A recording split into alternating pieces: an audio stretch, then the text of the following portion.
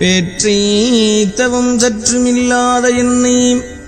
பிரபஞ்சம் என்னும் சேற்றை கழிய வழிவிட்டவா செஞ்சடாடவி மேல் ஆற்றை பணி இதழியை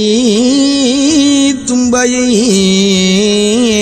அம்புலியின் கீற்றை புனைந்த பெருமான் குமாரன் கிருபாகரனே.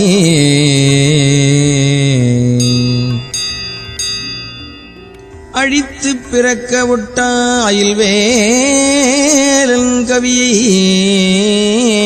அன்பால் எழுத்து பிழையறக் கற்கின்றிலீர் எரிமூண்டதென்ன விழித்து புகையழ பொங்கு வெங்கூற்றன் விடும் கயிற்றா